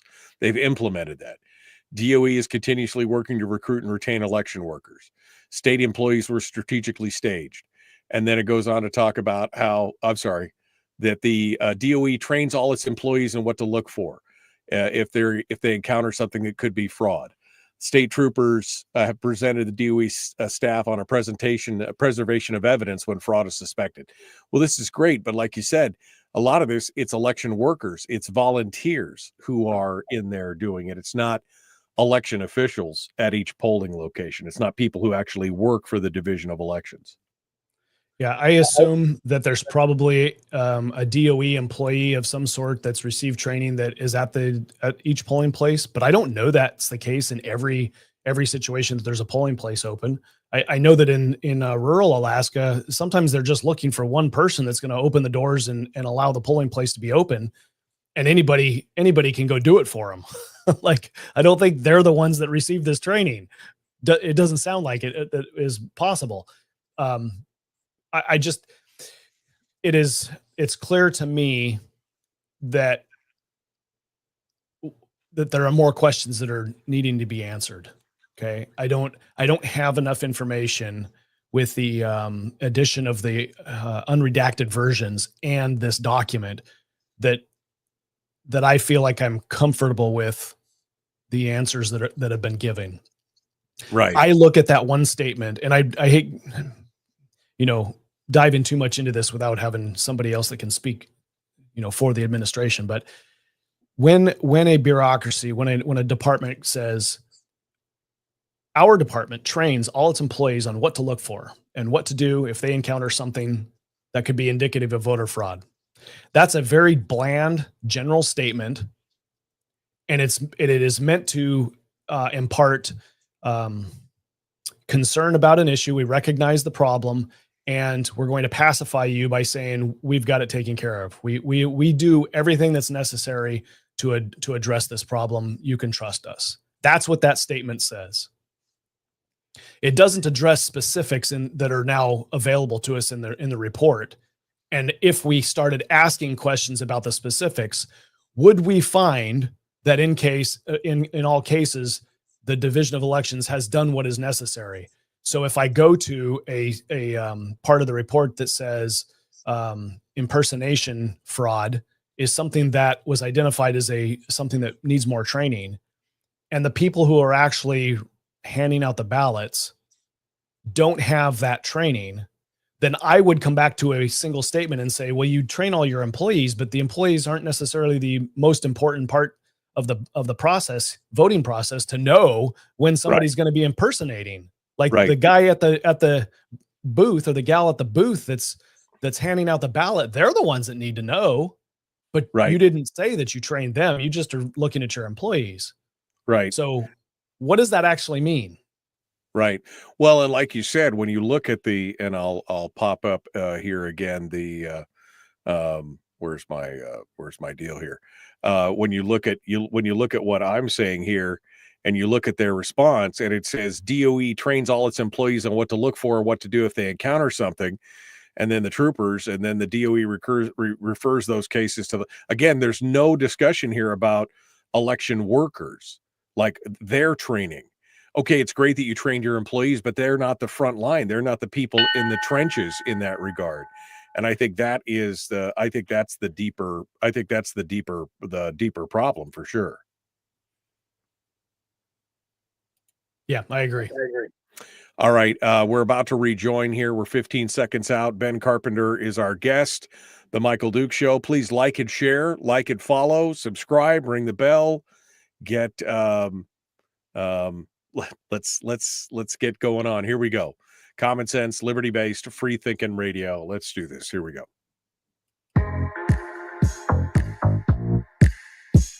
The Michael Duke Show, proudly splitting the left versus right dichotomy. Yeah, I had to look that word up too. I don't think it means what he thinks it means. Here he is, though. That guy, Michael Dukes, the one with the show. Okay, we're continuing now. Ben Carpenter is our guest. He's got his document up on the screen here. For those of you on the radio, you can go back and watch this on the video replay on YouTube or Facebook, where he's got the redacted versions highlighted so you could see what was redacted. And as you can see, a tremendous amount of this was redacted. And we still have no idea why. Why was I mean, I can understand something maybe that was very specific or very sensitive, but you've got a big chunk of almost all of these pages, including all 18 recommendations that are 100% redacted out. And that is, I mean, I guess that's problematic. Why would we redact this out? Why would we deny the public the chance and the opportunity to see some of the issues and some of the things that are being recommended to fix it, Ben? Yeah, I want to use a case in point here to try to understand, or what's the so what? What do we do with this information?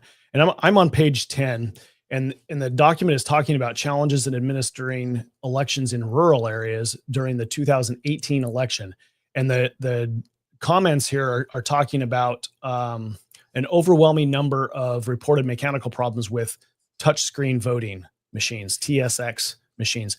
I don't even know if we're using those anymore. I don't know. I was under the impression that we were using hand ballots where you take a pencil or a pen and ink in a oval, and then you put that oval through a machine. If we were using a machine, then it's an optical scanner that scans that ballot. But we weren't using touch screen to vote where you're pushing a button on a screen, a digital screen, and then that's how your vote is being counted. If that's the case, if we were still using that, there's nothing in the addendum, the additional document here, as I'm looking through it really quickly, and if I'm wrong, somebody point it out. It's the report, the redacted portion says, we questioned whether voting machines, speaking of these touch screens, were adequately tested before election day, and if the testing was overseen and verified by a regional election board as required by statute. So if I've missed it, this is because we're making sausage here, and this is new, and I haven't found it yet. But I don't see where that has been addressed in the additional document. And so I would have this question, and maybe the Division of Elections can clear it up very quickly. Maybe we don't use the touchscreen voting machines anymore.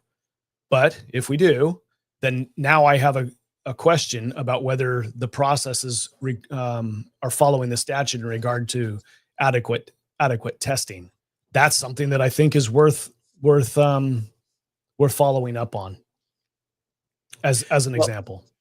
It's interesting because in that same in that addendum document, as you said, he gets to number 3 and it says continue to monitor to improve a process, and then it actually references a Senate State Affairs Committee bill, this year's Senate Bill 64, which proposes changes. But again, how was the legislature supposed to make accurate bills and deal with these things when they don't have the information?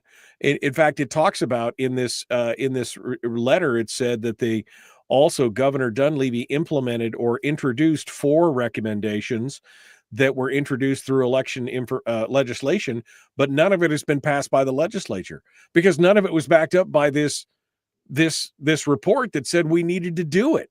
Wouldn't the governor? And you've got no driving force or lobbying force by the public who had access to the report and the deliberations and why this thing is necessary. All you've got is a bill with some statute change and no public outcry, no understanding of what the bill is trying to do, because you kept that information to yourself. Yeah, I mean, I just think that this demonstrates, and I hate to lump all government into a category based on the actions of a few or one instance, right? Feel free to do so. But this is something that I've witnessed throughout my lifetime, and others I think would agree with me, is that it's very natural and it's a normal course of business for bureaucracies to behave this way. That it is my fiefdom, it is our responsibility, and we'll do our job. Thank you very much. I don't want the additional scrutiny of having the public breathing down my neck. Just let me do my job. And that is unhealthy in some respects. This is a case in point of how it's unhealthy. The governor has put forward bills. The legislature, in some cases, has put forward bills to improve elections integrity. And some of the work that's gone into identifying and explaining why things are necessary has remained redacted for 5 years from the public.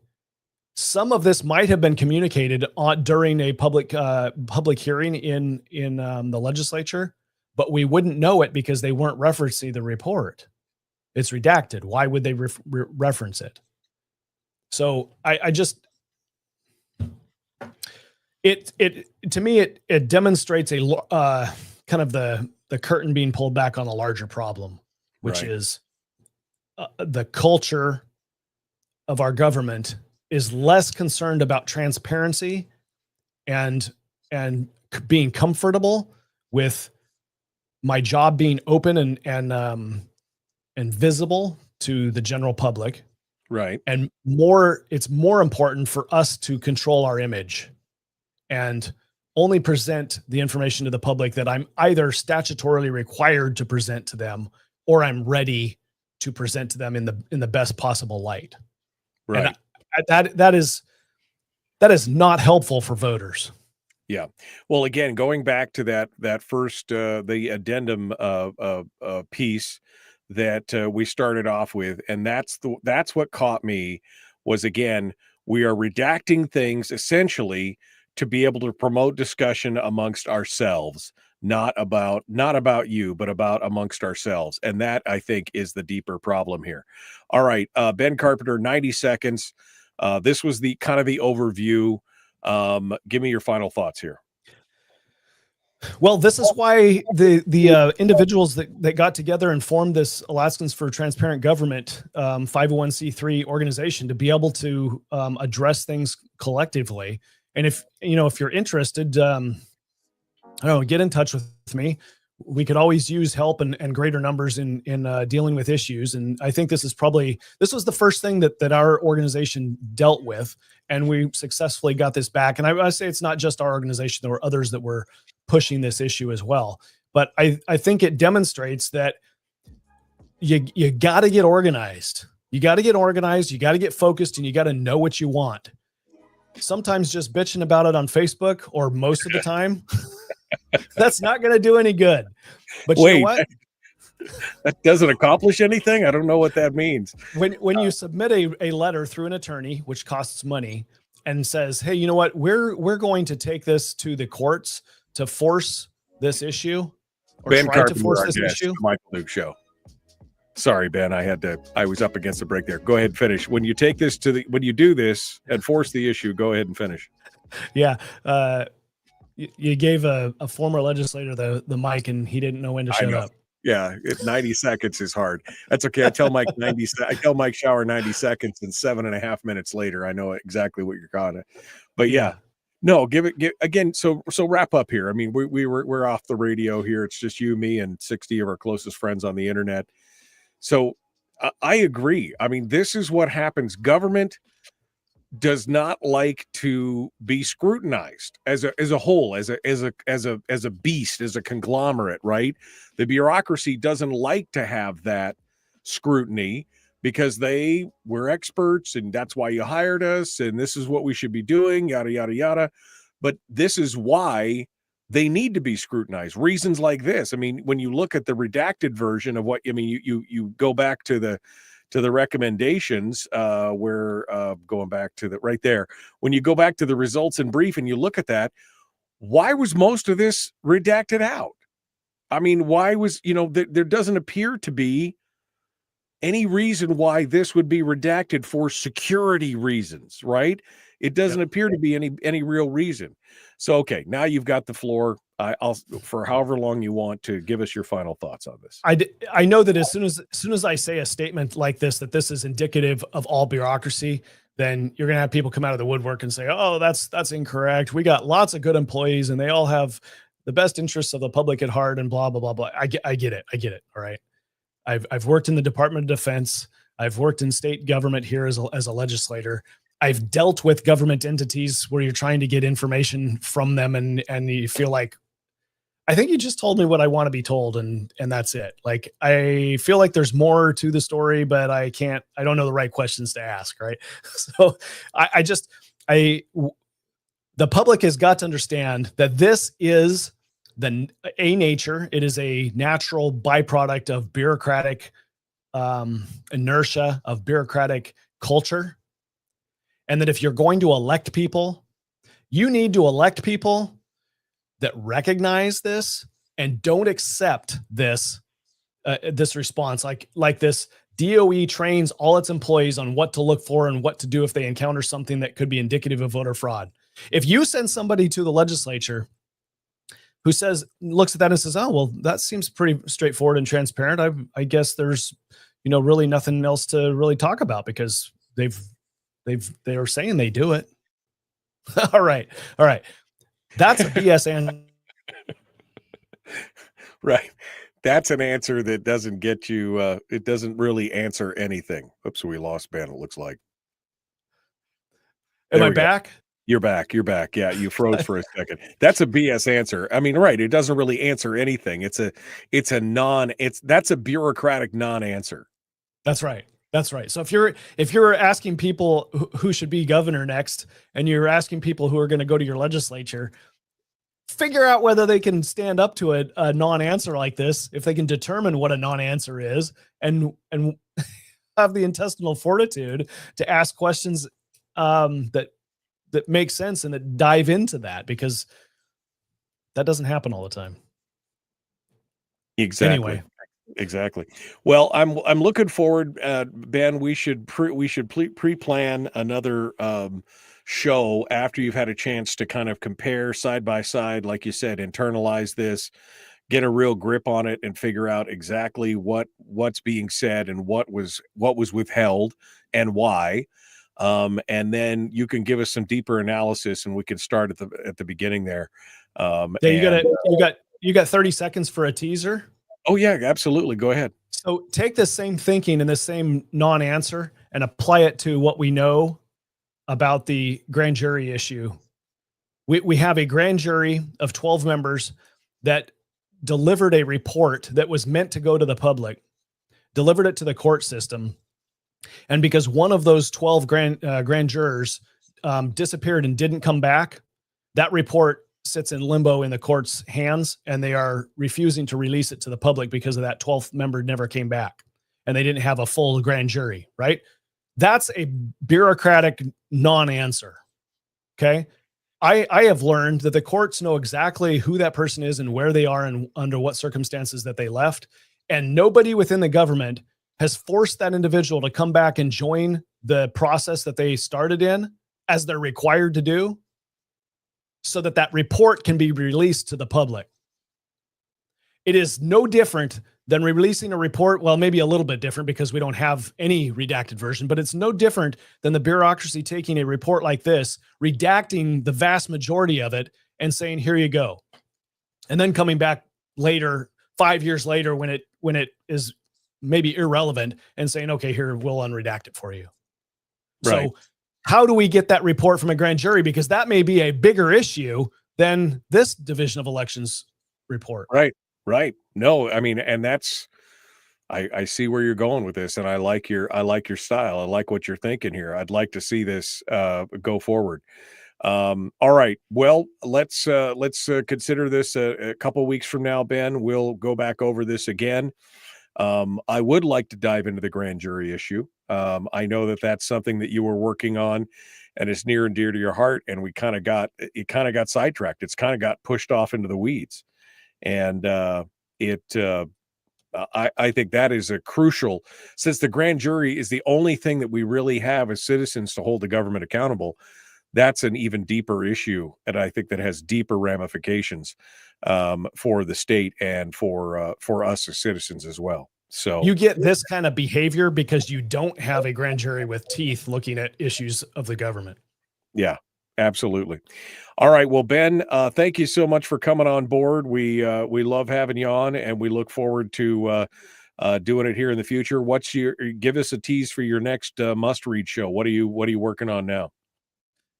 Well, we're going to dive into some of the issues that happened with the collecting of signatures for the repeal of ranked choice voting last year. Some interesting things occurred that I think the public needs to know about as we're going into this session. I'm going to share another takeaway from the energy conference relating to artificial intelligence.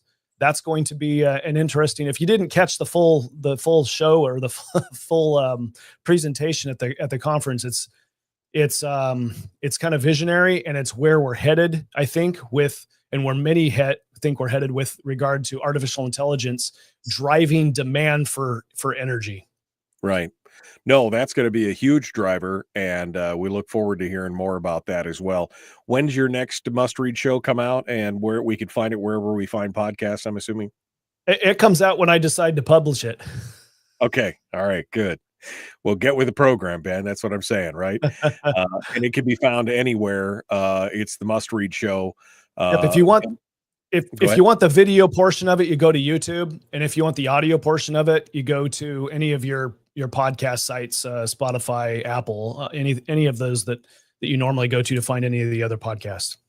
All right, Ben Carpenter, thank you so much, my friend, for coming on board. As always, it was a good discussion, and we look forward in a couple weeks of coming together and getting some deeper analysis of this once you've had a chance to digest everything.